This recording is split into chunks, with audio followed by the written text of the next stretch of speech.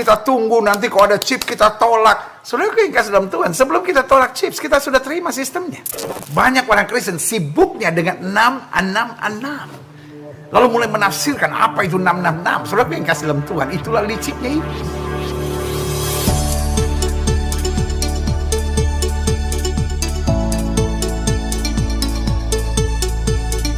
Haleluya, selamat datang dalam program kita Kamu Hebat. Nah, saudara yang kasih dalam Tuhan, secara khusus kita sedang membahas pengajaran. Nah, agak jarang dalam program Kamu Hebat pengajaran, karena biasanya itu sudah termasuk dengan program-program live kita. Tetapi kali ini khusus pengajaran tentang akhir zaman, karena COVID mengakibatkan banyak orang bicara tentang teori konspirasi, teori New World Order, ya kan, lalu Freemason, Illuminati, dan segala sesuatunya. Nah, lalu ada salah satu program saya di mana saya bicara tentang One World Order. Lalu ada salah satu program saya juga, saya berkata orang sekarang entar masuk pada teori konspirasi One World Order. Lalu kemudian biasa digabung-gabung, dipotong-potong, lalu dibilang, wah bapak ini sudah lupa dia khotbah apa. Nah, saudara yang kasih dalam Tuhan, ada banyak orang pikir saya tidak punya pendirian tentang One World Order. Tapi saudara yang kasih dalam Tuhan, I know that I know what I'm talking. Saya tahu betul apa yang saya katakan.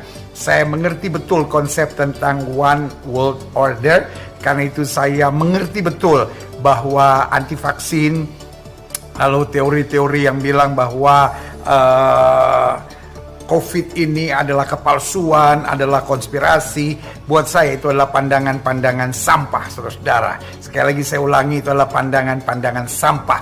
Nah, apa pandangan Alkitab tentang One World Order, atau sebagian menyebutnya New World Order? Mari kita mau lihat firman Tuhan dari Wahyu pasal 13. Nah, pengajaran ini agak sedikit panjang, karena itu saya bagi dalam beberapa segmen, saudara-saudara, dan saya harap saudara perhatikan semua segmennya. Sengaja saya belah-belah supaya saudara bisa lebih fokus dalam memahaminya.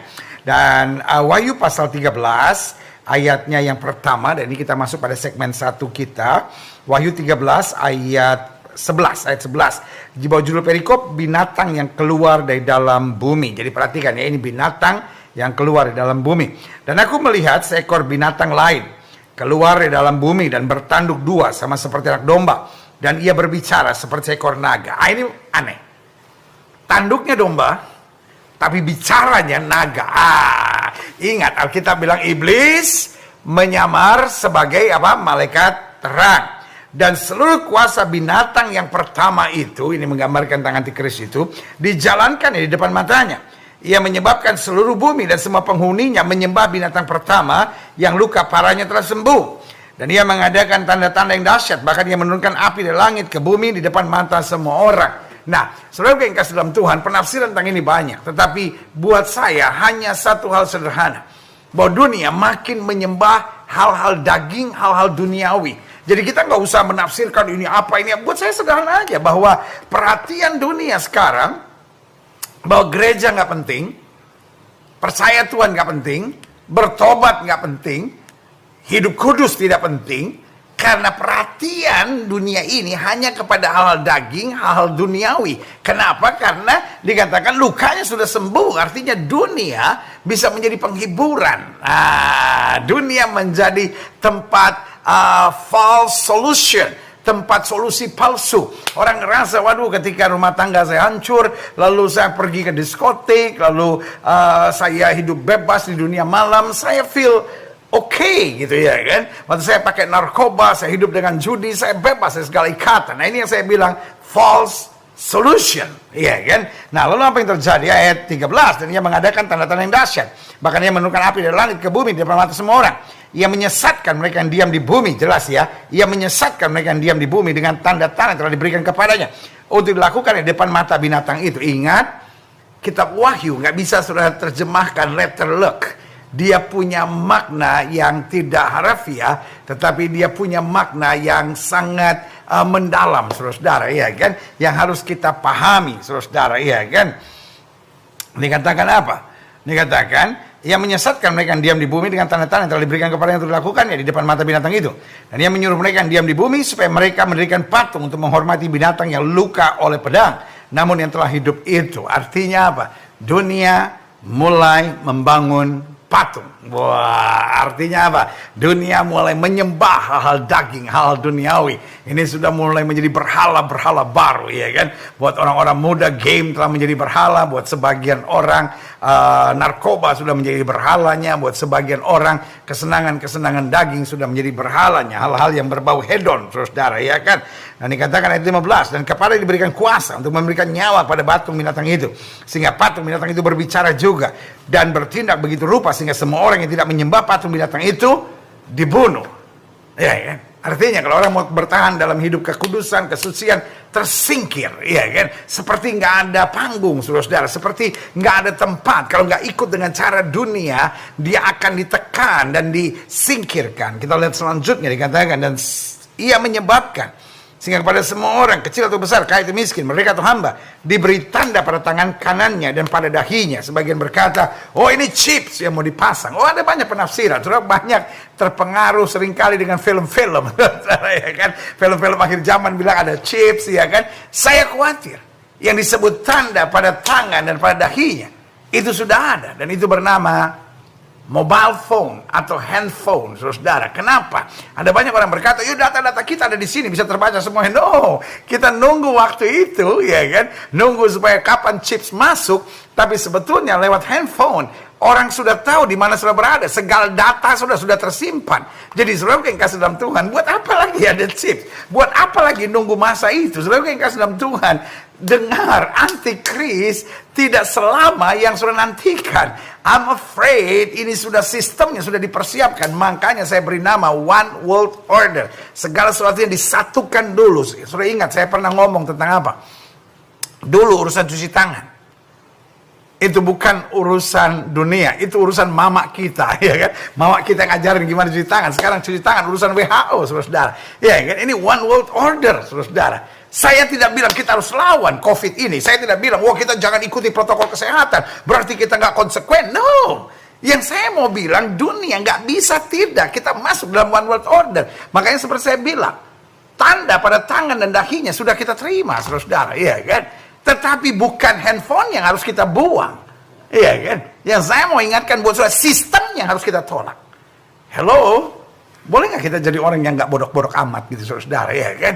Ada banyak orang yang bilang, loh ini kita tunggu apa itu namanya, kalau ada chipsnya. Saudara, gue yang kasih dalam Tuhan. Iblis nggak sebodoh yang saudara pikirkan. Iblis nggak akan buat sesuatu yang orang udah baca, saudara. Iya kan? Jadi saudara yang kasih dalam Tuhan, sorry untuk bilang ini, saudara sedang nunggu chips. Tertipu, saudara. Saudara sudah masuk dalam sistemnya. Nah, itu sebabnya kita harus hati-hati. Jadi saudara yang kasih dalam Tuhan, mungkin saudara berkata, loh kalau ini tanda pada tangan dan dahi, maka ini harus kita buang. No way. Yang harus saudara ingat adalah, kita jangan masuk pada sistemnya. Iblis akan coba, tetapi Alkitab bilang, umat yang mengenal Allahnya akan tetap kuat dan bertindak. Saudara yang kasih dalam Tuhan, ini yang Alkitab katakan, kalau kamu tahu kebenaran, kebenaran itu akan memerdekakan kamu. Jadi jangan kita bodoh, saudara-saudara. Iblis licik, jangan saudara pikir, wah iblis nggak tahu, saya lebih tahu dari iblis, makanya kita tunggu nanti kalau ada chip kita tolak. Saudara yang kasih dalam Tuhan, sebelum kita tolak chips, kita sudah terima sistemnya. Nah, kita nggak bisa masuk dalam sistem itu. Kita nggak boleh jadi sama dengan sistem itu. Kita ada pada keadaan dunianya, tetapi kita akan keluar sebagai pemenang. Saudara menatap saya, bagaimana caranya? Loh, Alkitab sudah bilang, seperti pada zaman Nuh, demikian juga pada kedatangan kelak anak manusia. Apa zaman Nuh?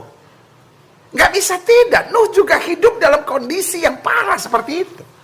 Tetapi dia tidak hidup sama. Dia berjalan pada konsep dan sistem dunianya, tapi dia nggak hidup di dalam sistemnya itu. Jadi saudara yang kasih dalam Tuhan, saudara bukan nggak boleh pegang handphone, tetapi saudara nggak boleh terjajah oleh handphone saudara. Saudara nggak boleh dipengaruhi oleh handphone saudara. Tetapi saudara pakai ini untuk pekabaran Injil, saudara pakai ini untuk hal-hal yang membangun. Iya kan? Karena Alkitab sudah jelaskan di sini. Dikatakan apa?